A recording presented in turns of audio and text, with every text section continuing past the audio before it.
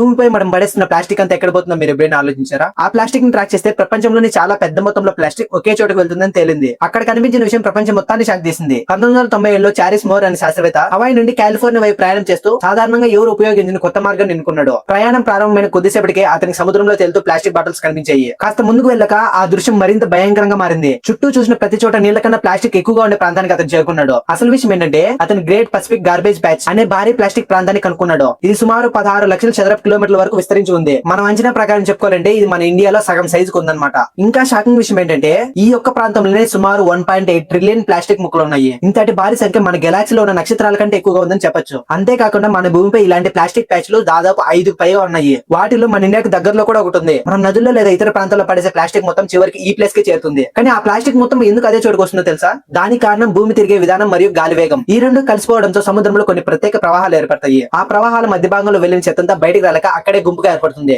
Subscribe for more videos.